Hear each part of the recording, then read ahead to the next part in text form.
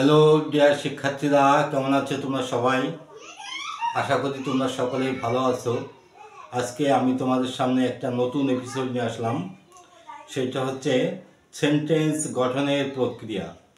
আজকে আমরা শিখব সেন্টেন্স কিভাবে ফ্রেজ দিয়ে বানাতে হয়। কারণ ফ্রেজ হচ্ছে বাক্যের মধ্যে একটা খুব মৌলিক একটা ব্যাপার। এই ফ্রেজকে আমরা যেটা ইডিয়মস এবং ফ্রেজ বলছি, এটা সেই ফ্রেজ না।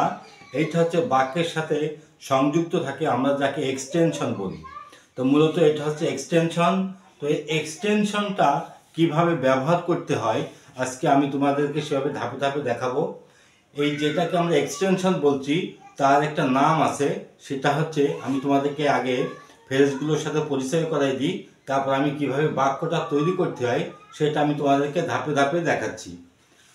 এখানে আমরা চারটে ফ্রেজ লিখে রেখেছি, যে চারটে ফ্রেজ খুবই গুরুত্বপূর্ণ। এটা আমরা প্রায় সময় ব্যবহারে দেখি, বিশেষ করে prepositional phrase, present participle phrase, infinitive phrase. এই তিনটে ফ্রেজ আমরা সব থেকে বেশি ব্যবহার দেখি। পাস্ট পার্টিসিপল ফ্রেজ এইটা আমরা কম ব্যবহার দেখি। আমরা এখানে আরেকটা কথা তোমাকে বলে রাখি, যে আমি আজকে তোমাদেরকে যেটা দেখাচ্ছি এটা তোমাকে এটা হচ্ছে অনেকটা এরকম বলা যায় যে নাউন ফ্রেজ, অ্যাডজেক্টিভ ফ্রেজ আমরা ঠিক যেভাবে পড়েছি ওইটা হচ্ছে আরেকটু ডিফিকাল্ট ব্যাপার। ওইটা ছাত্রছাত্রীরা ঠিক মতন বোঝে না। আমি তোমাদেরকে একটা সংক্ষেপে একটা কথা বলি, যেটা হচ্ছে আমার দীর্ঘদিনের অভিজ্ঞতা থেকে এই ভাষাটাকে আমি একদম সহজ করে তুলেছি। অর্থাৎ যেভাবে শিখলে একজন ছাত্রছাত্রী খুব সহজে বুঝতে পারে, ঠিক সেইভাবে আমি তোমাদের সামনে তুলে ধরছি। এই যে সাবজেক্ট, ভার্ব, অবজেক্ট এবং ফ্রেজ, বাক্যের চারটে মূল কাঠামো: সাবজেক্ট, ভার্ব, অবজেক্ট, ফ্রেজ। এই ফ্রেজটা আমরা বাক্যের মধ্যে এক্সটেনশন হিসেবে আমরা বলি বা এক্সটেনশন হিসেবে আমরা জানি। তো সাবজেক্ট, ভার্ব, অবজেক্ট এই তিনটে জিনিস যদি তোমাদের সামনে তুলে ধরা হয় তাহলে কিন্তু ভাষাটা শ্রুতি মধুর হয় না, ভাষাটা তথ্যবহুল হয় না, মানে ইনফরমেটিভ হয় না। তো এই জন্যই ফ্রেজের ব্যাপারটা করা হয়। এই ফ্রেজটা বাক্যের মধ্যে সাধারণত চারটে রূপে আসে, চারটে প্রকারে আসে। এইটা তোমাকে বলছিলাম যে আমরা যখন কোনো কথা বলি, তো কথা বলার সাথে আমরা একটা নতুন বাক্য তৈরি না করে পুরাতন বাক্যের সাথে আমরা এই ফ্রেজগুলো ব্যবহার করে সাধারণত আমরা কথা বলে থাকি। অর্থাৎ এটা ইংরেজিতেও বলি এবং বাংলাতেও বলি। তো এই যে ইংরেজিতে যেটা বলি এটাকে আমরা ইংরেজিতে আমরা পড়েছি এক্সটেনশন। তো এক্সটেনশন সেটাকে তার একটা নাম আছে, সেই নামগুলো আমি তোমাদের সামনে তুলে ধরেছি, আমি বিস্তারিত ব্যাখ্যা দিয়েছি। শুধু তাই নাই, বিশেষ করে যারা গ্যাপ পূরণ করে, এই গ্যাপ পূরণ করতে গেলে এই ফ্রেজের ব্যবহার না জানার কারণে তারা গ্যাপগুলো করতে পারে না বা অন্য কিছু করতে পারে না। বা অনেকে এইটাকে মনে করে সে এটাকে কেউ অবজেক্ট বানায়, কেউ বা সাবজেক্ট বানায়, যাক ইত্যাদি ইত্যাদি। কিন্তু আসলে এই জিনিসগুলো এরকম না। তো এইগুলো কিভাবে ব্যবহার করা যায় আজকে আমি তোমাদেরকে সেগুলো বিস্তারিত আলোচনা করব। তো প্রথমে আমি দেখো প্রেজেন্ট পার্টিসিপল প্রিপজিশনাল ফ্রেজ। এই প্রিপজিশনাল ফ্রেজ কাকে বলে?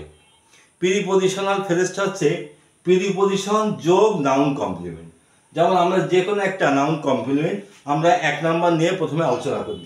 আগে আমরা এক নাম্বার নিলাম প্রিপজিশন যোগ নাউন কমপ্লিমেন্ট। তাহলে আমরা যে কোনো একটা প্রিপজিশন নিই।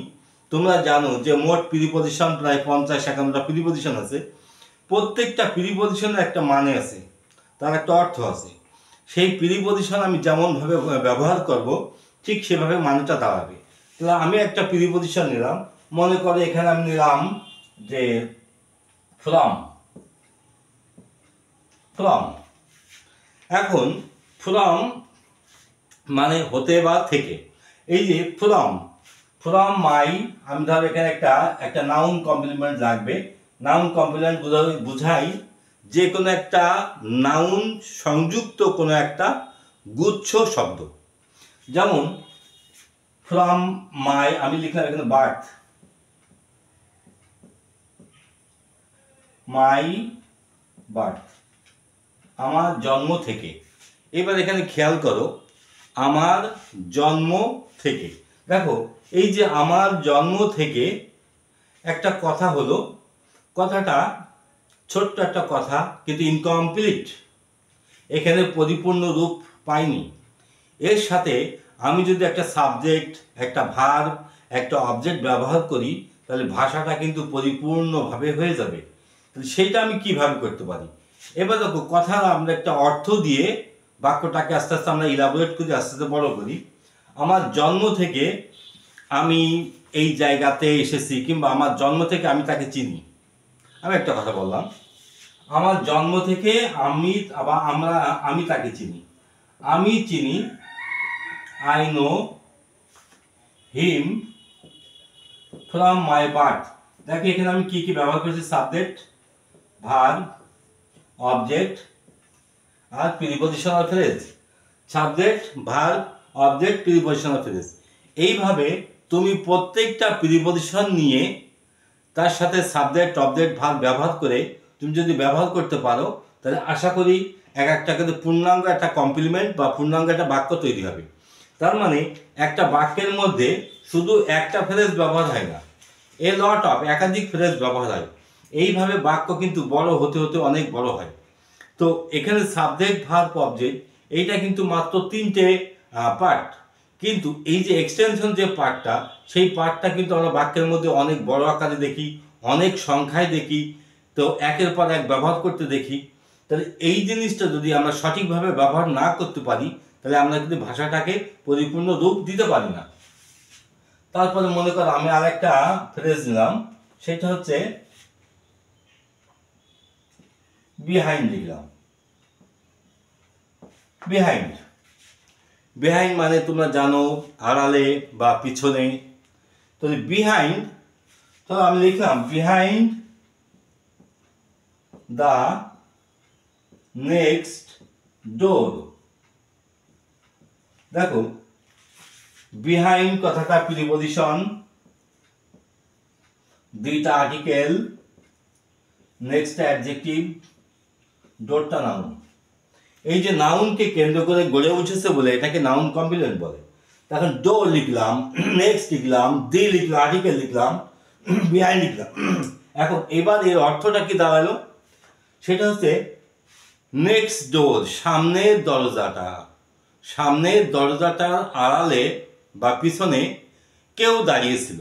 দেখো, কথার সাথে কথা আমি যুক্ত করে দিলাম। এইভাবে আমাদের কথা সৃষ্টি করতে হয়। এইটাকে বলে সৃজনশীলতা বা ক্রিয়েটিভিটি। আর আরেকটা যেভাবে পড়া হয়, যেভাবে সবাই পড়ে দেখছি, সেটা হচ্ছে যার বলে মুখস্থ করা। যে আমি তোমাকে গুটিখানিক সেন্টেন্স আমি নিজে তৈরি করে আমি শিখিয়ে দিলাম। ওটাতে হয় কি, সেটা হচ্ছে সেন্টেন্সটা তোমার কিন্তু মুখস্থ হচ্ছে, তুমি ওই ধরনের সেন্টেন্স বানাতে পারবে না। তুমি যে ধরনের সেন্টেন্স বানাতে পারো, ঠিক সেই ধরনের বাক্যটা তৈরি করার চেষ্টা করবা। অর্থাৎ তুমি যেমন লার্নার, তোমার জন্য কিন্তু ম্যাচুর লেভেলের কোনো থট বের করা কিন্তু সম্ভব না। তাহলে তুমি ছোট ছোট করে এইভাবে, যে সামনের দরজাটা আড়ালে কেউ দাঁড়িয়েছিল, আমি এখানে লিখলাম কেউ, সামবডি।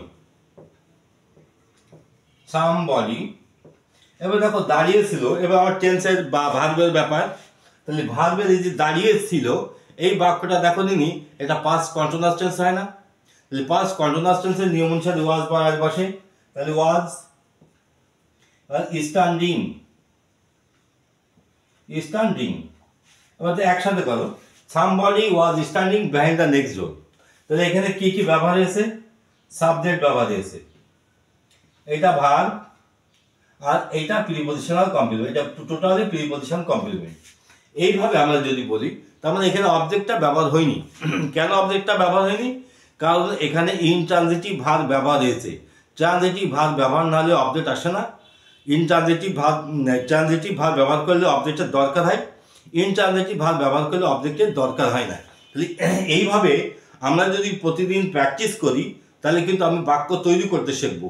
তুমি যতক্ষণ বাক্য তৈরি করতে না শিখবা, নিজে নিজে যতক্ষণ তুমি বাক্য তৈরি করতে না পারবা, ততক্ষণ তুমি কোনো কিছুই নিজে নিজে সৃষ্টি করতে পারবা না। বিশেষ করে তোমার মধ্যে আইডিয়া উৎপাদন হবে না, তোমার মধ্যে কোনো কনসেপ্ট তৈরি হবে না, তোমার মধ্যে কোনো সৃজনশীলতা আসবে না। মুখস্থ বিদ্যা কোনো বিদ্যায় না, ওটা জাস্ট কি বলি, তোমার পরীক্ষা পাশ করা বিদ্যা। তোমাকে যদি মানুষ হতে হয়, তোমাকে যদি লেখাপড়া সত্যি যদি করতে হয়, তাহলে তুমি ক্রিয়েটিভিটির মধ্যে দিয়ে চলো। তোমার মধ্যে সৃজনশীল নতুন নতুন ধারণা সৃষ্টি করো, সব সময় কিছু না কিছু সৃষ্টি করতে শেখো, তৈরি করতে শেখো। তাহলে আমি 1 নম্বর আশা করি আমি বোঝাইতে পারিছি। তাহলে যে কোনো প্রিপজিশন যোগে একটা নাউন কমপ্লিমেন্ট ওর সাথে অ্যাড করো, করে ওর একটা অর্থ দাঁড়ায়, এটাকে বলা হয় প্রিপজিশনাল ফ্রেজ। ওই প্রিপজিশনাল ফ্রেজের সাথে একটা অর্থ নিয়ে তুমি যে কোনো একটা বাক্য তৈরি করো। আমি আরেকটা বাক্য নিলাম যে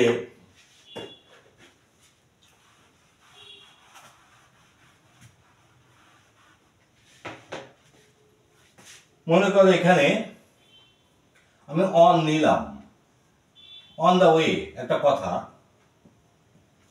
এর মানে হচ্ছে পথে। পথে তাকে আমি দেখলাম, তাকে আমি দেখলাম। দেখো পথে আমি তাকে দেখলাম, আমি দেখলাম, I saw, past indefinite tense, I saw him on the way. এবার দেখো সাবজেক্ট ব্যবহার করেছি, ভার্ব, অবজেক্ট, আর এটা হচ্ছে প্রিপজিশনাল ফ্রেজ। এইভাবে আমি যদি প্রতিদিন এটা যদি ব্যবহার করতে শিখি, কোনো এক সময় ভাষাটা আমার কাছে খুব সহজ হয়ে যাবে, ইজি হয়ে যাবে। বিশেষ করে যারা ফ্রি হ্যান্ড রাইটিং যারা লিখতে পারে না, তারা ফ্রি হ্যান্ড রাইটিংটা লিখতে পারবে বা লিখে শিখবে। অর্থাৎ এইভাবে আমি যেভাবে তোমাকে ভিডিওটা দিয়েছি পর করে, ঠিক ওইভাবে যদি তুমি পরপর প্র্যাকটিস করো, তাহলে তুমি ইংরেজিটা শিখতে পারবা তাড়াতাড়ি। আর যদি তুমি ওটা উল্টোপাল্টা করো, কোনোটা আগে কোনোটা পরে, বা যদি উল্টোপাল্টা যদি প্র্যাকটিস করো, তুমি হয়তো শিখবে, তবে অনেক দেরি হয়ে যাবে। তো এত দেরি করে যদি তুমি সফলতা পাবে না, সফলতার দোরগোড়ায় পৌঁছাতে পারবে না। তো যাই হোক, আমি তোমাকে 1 নম্বরটা দেখাচ্ছি না, এবার আমরা 2 নম্বরে যাই। 2 নম্বরে লেখা আছে, দেখো এখানে কি লেখা আছে, সেটা আছে ভার্বের সাথে আইএনজি এবং নাউন কমপ্লিমেন্ট। তাহলে আমরা যে কোনো একটা ভার্ব নিই, এই যে ভার্বের সাথে আইএনজি, এইটা কিন্তু সমাপিকা ভার্ব না, এটাকে অসমাপিকা ভার্ব বলে। তার মানে এই যে এই ভার্বগুলো ব্যবহার হয়েছে, এইগুলো সব অসমাপিকা ভার্বের ব্যবহার। তাহলে আমি একটা ভার্ব নিই, মনে করো জানা। তো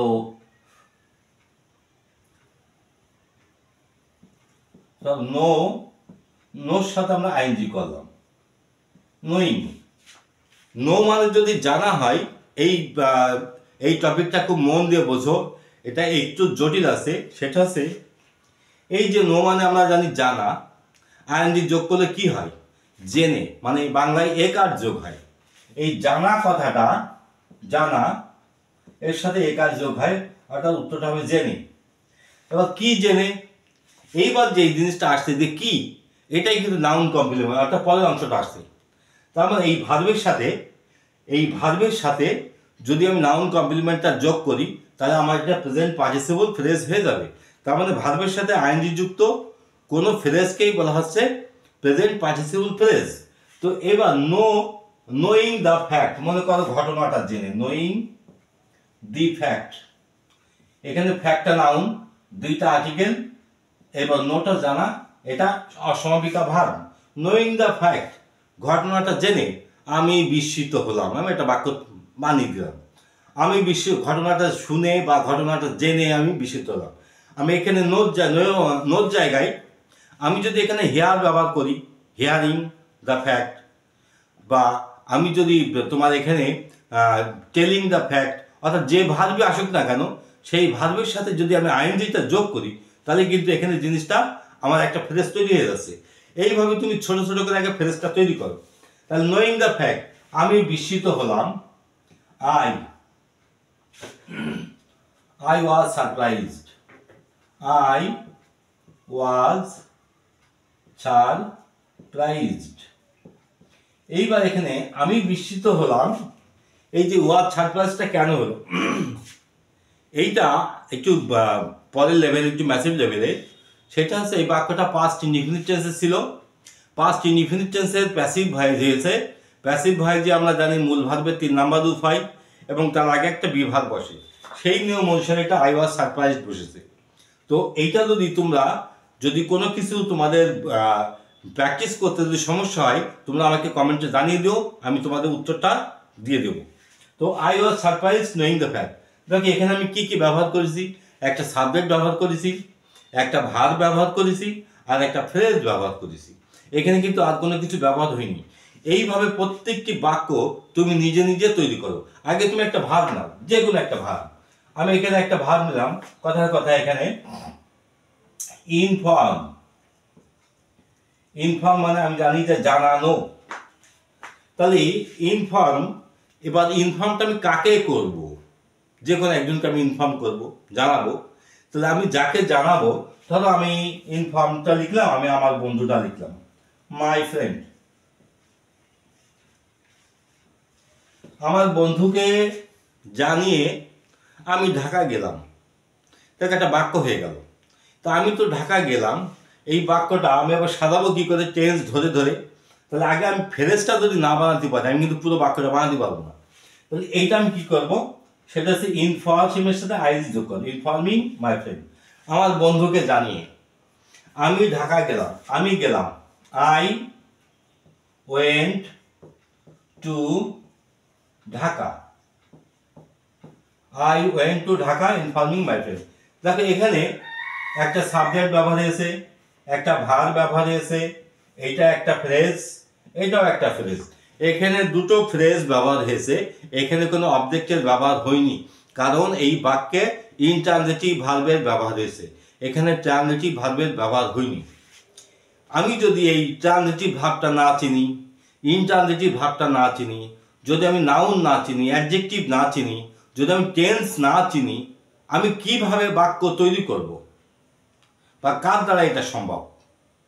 আর যারা এগুলো না জেনে বাক্য তৈরি করতে শেখে, এইগুলো জাস্ট তোমাকে কি বলবো, অনেকটা ন্যাচারালি তোমার মাতৃভাষা তুমি যেভাবে শিখেছো, কিন্তু মাতৃভাষার গ্রামার যদি ধরা হয় তাহলে মাতৃভাষার গ্রামারটা তুমি ধরতে বলতে পারবে না। তো এই যে আমি মাতৃভাষার মধ্যে যাচ্ছি না, আমি গ্রামারটা আপাতত ইংরেজি গ্রামারটা নিয়ে আসছি। তাহলে আমি কি করব, এইভাবে ছোট ছোট করে এই ফ্রেজটা ব্যবহার করে আমি দেখব। এখানে তোমাকে একটা কথা বলি, যখন কোনো ভার্বের সাথে আইএনজি যোগ হয়, বিশেষ করে অসমাপিকা ক্রিয়া বা ইনট্রানজিটিভ ভার্ব, তখন সেই বাংলা ক্রিয়ার সাথে একারটা যোগ হয়। যদি বলা হয় তাহলে যখন তুমি তৈরি করবা তখন হবে বলে, যদি শোনা হয় তাহলে হবে শুনে, যদি যাওয়া হয় তাহলে হবে গিয়ে। এইভাবে এগুলো কিন্তু একটা ইনকমপ্লিট একটা ভার্ব হয়ে থাকে। ইনকমপ্লিট ভার্ব বলে এটাকে অসমাপিকা ভার্ব বলা হয়। আর এই জায়গাটাই এই অসমাপিকা ভার্বের ব্যবহারটা সবচেয়ে বেশি বেশি ব্যবহার হয়। তো আশা করি আমি তোমাদেরকে বোঝাইতে পারলাম। তো এবার তুমি এইভাবে তুমি নিজেকে বাড়ি একটু প্র্যাকটিস করো, যে কোনো একটা ভার্ব নিয়ে সেই ভার্বের সাথে একটা আইএনজি যোগ করো। এইবার সেই ভার্ব অনুসারে দেখো একটা কথা পরবর্তীতে আসে, সেই নাউন কমপ্লিমেন্টটা ব্যবহার করো। সেটা ভার্বটা ট্রানজিটিভ আসুক আর ইনট্রানজিটিভ আসুক, এদিকে খেয়াল করার দরকার নেই। কথার সাথে কথা যেটা মেশে তুমি সেইটা ব্যবহার করার চেষ্টা করো। এইভাবে ব্যবহার করে তুমি এক একটা করে ফ্রেজ তৈরি করো, তারপর তার সাথে সাবজেক্ট যোগ করো, তার সাথে ভার্ব যোগ করো, এইভাবে একটা পূর্ণাঙ্গ বাক্য তৈরি করো। তারপর তুমি সেটা আবার একটা টেন্সে ফেলো। এইভাবে তুমি প্র্যাকটিসটা করো। প্রথমের দিকে হয়তো একবারে হবে না, তবে এটা প্র্যাকটিস করতে করতে হয়ে যাবে। এবার এসো আমি টু যুক্ত ভাবটা শিখবো। আইএনজিটা তো আমরা শিখলাম, টুটা হচ্ছে উল্টোটা। টু যুক্ত ভাবটা এরকম, আমি তোমাকে এই টু যুক্ত এবং আইএনজি যুক্ত একটা ব্যাখ্যা দিই। সেটা হচ্ছে মূল ক্রিয়া, একটা বাক্যের মধ্যে যেটা মূল ক্রিয়া সেটা কিন্তু সাবজেক্টের পাশে থাকে। আর মূল ক্রিয়া পাশে ছাড়া একটু দূরে যে ভাগগুলো থাকে ওইগুলোকে আমরা বলি অসমাপিকা ভাগ, বা তোমার ওটাকে ইংরেজি বলা হয় তোমার নন ফিনাইট ভাগ। এই নন ফিনাইট ভাগ হয় তিন রকমের, একটা টু যুক্ত হয়ে আসে, একটা আইএনজি যুক্ত হয়ে আসে, একটা পাস্ট পার্টিসিপল যুক্ত হয়ে আসে। আমি এখানে তিনটাই লিখেছি।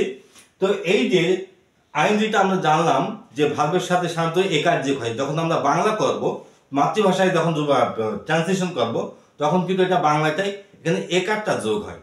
অর্থাৎ তোমাকে যদি এইভাবে যদি বলা হয় যে তুমি কলেজে এসেছো, কলেজে তো এসেছো, এখানে তুমি এসেছো, এই আশাটা মূল ক্রিয়া। আমি বাক্যটা এখানে লিখি তাহলে তোমাদের পরিষ্কার হবে না। তুমি ভাত খেয়ে কলেজে এসেছো। দেখো এখানে একটা জিনিস খেয়াল করো, এই যে খাওয়া ক্রিয়া, এই যে আসা ক্রিয়া, এইটাকে বলা হচ্ছে মূল ক্রিয়া বা ফিনাইট, এইটাকে বলা হচ্ছে অসমাপিকা ক্রিয়া বা নন ফিনাইট। এবার এখানে একটা জিনিস খেয়াল করো, আমরা যখন বাক্য সমাধান করি টেন্স ধরে, তখন কিন্তু এই ক্রিয়াটার দরকার হয়, এটার দরকার হয় না। তাই অসমাপিকা ক্রিয়া সমাপিকা ক্রিয়ার জন্য একসাথে গুলিয়ে ফেলো না। এইবারে এই সমাপিকা ক্রিয়া এবং অসমাপিকা ক্রিয়ার মধ্যে পার্থক্যটা কি? সেটা হচ্ছে এই সমাপিকা ক্রিয়া, যেমন ভাত খেয়ে সে কলেজে এসেছে, তাহলে আসা ক্রিয়াটা এখানে এটা হচ্ছে মূল ক্রিয়া। এবার এই ক্রিয়া ঘটার আগে এই ক্রিয়াটা ঘটে যাচ্ছে, তেমন আগে সে খাচ্ছে, তারপরে সে আসছে। এই যে যখন এরকম হয়, তখন সাধারণত আমরা একারটা যোগ করি এবং ইংরেজিতে আইএনজিটা যোগ হয়। অর্থাৎ মূল ক্রিয়া ঘটার আগে যদি ঘটে তাহলে আইএনজি হবে, মূল ক্রিয়া ঘটার যদি পরে হয় তাহলে টু যোগ হবে। যেমন আমি এখানে একটা উদাহরণ দেওয়া যাক, এই বাক্যটাই আমি নিই টু যুক্ত ভার, যে সে কলেজে পড়তে এসেছে বা ক্লাস করতে এসেছে। ধরো he has gone to college to read English। দেখো এই জায়গাটা একটা খেয়াল করো, আর এই জায়গা একটা খেয়াল করো, এই জায়গাটা খেয়াল করো। এখানে দুইটা ফ্রেজ ব্যবহার হয়েছে, একটা ইনফিনিটিভ ফ্রেজ, একটা প্রিপজিশনাল ফ্রেজ, একটা সাবজেক্ট, একটা ভার্ব। এইটা দিয়ে একটা পূর্ণাঙ্গ বাক্য হয়ে গেছে বা একটা অর্থবোধক বাক্য হয়ে গেছে। এইবার ওখানে ওই যে রিড ভার্বের আগে কেন টু বসলো? কারণ ওইটা সে আগে যাচ্ছে, তারপরে সে পড়ছে। এই যে আমি একটা ইনফিনিটিভ ভার্ব আর একটা প্রেজেন্ট পার্টিসিপল ভার্ব, এইটা বাক্যের মধ্যে আমরা যখন বই পড়েছি এত বেশি বেশি ব্যবহার দেখেছি যে এই দুটো ভার্বের ব্যবহারটা সবচেয়ে বেশি। আর একটা আছে পাস্ট পার্টিসিপল ফ্রেজ, এর ব্যবহারটা তত একটা না, খুব কম ব্যবহার হয়। তবু আমি তোমাকে এটা দেখাবো, এটাকে অনেকটা অ্যাডজেক্টিভের ফ্রেজের বিকল্প। তো এইবার আমি তোমাকে এই জিনিসটা আগে তোমাকে কমপ্লিট করি। তাহলে যে কোনো ভার্বের সাথে যখন টু নেব, তখন সেই ভার্বটার সাথে জন্য কথাটা যোগ হবে। এটা খেয়াল রাখো, আগে বাংলায় আমরা একারটা যোগ করছিলাম, এবার আসে জন্য। যদি বলা হয় তাহলে বলার জন্য। যেমন ধর আমি এখানে এটা মুছে দিই,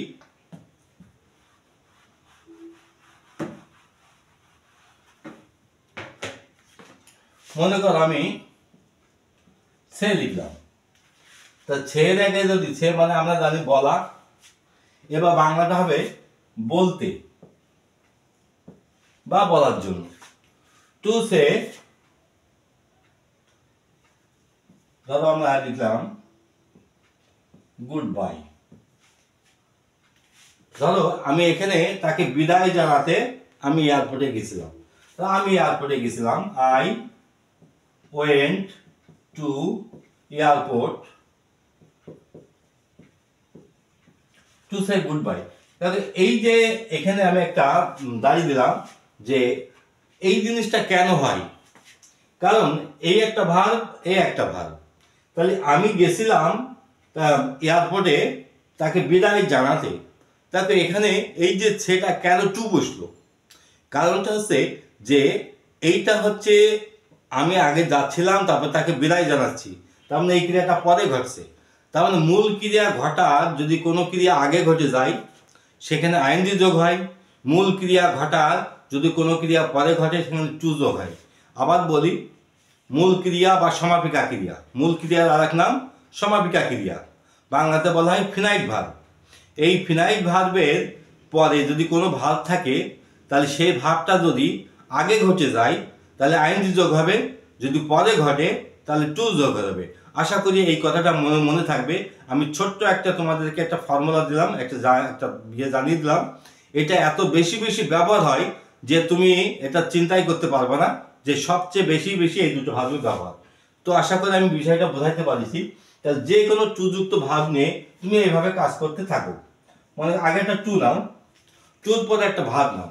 এখানে ভাবটা মনে করো যে আমি ডিসক্রাইব লিখলাম, বর্ণনা করতে। টু ডিসক্রাইব মানে বর্ণনা করতে বা বর্ণনা করার জন্য, হয়তো একার যোগ হয় নয় জন্য যোগ হয়। এবার তুমি কি বর্ণনা করবা? মনে করো ঘটনাটা বর্ণনা করব। টু ডিসক্রাইব দি, ধরো ইনসাইডেন্ট লিখলাম, মানে ঘটনা, এর মানে হচ্ছে ঘটনা। ঘটনাটা বর্ণনা করার জন্য বা ঘটনাটা বলতে আমি তাকে ডাকলাম বা আমি সেখানে গেলাম, কিংবা ঘটনাটা বলতে সে কেঁদে ফেললো। দেখো এই যে টোটাল ঘটনাটা মানে কথার সাথে কথা মিশিয়ে দিতে হবে, কথার সাথে কথা সেট করে দিতে হবে, একটা অর্থবোধক একটা বাক্য তৈরি করতে হবে। তার টু ডিসক্রাইব দ্য ইনসাইডেন্ট, আমি ঘটনাটা বলার জন্য তার কাছে গেলাম, আমি গেলাম, আই ওয়েন্ট দেয়ার, আমি সেখানে গেলাম। সাবজেক্ট ব্যবহার হয়েছে, ভার্ব ব্যবহার হয়েছে, এটা অ্যাডভার্ব, আর এটা প্রিপোজিশনাল ফ্রেজ, এই ইনফিনিটিভ ফ্রেজ, সরি এটা হচ্ছে ইনফিনিটিভ।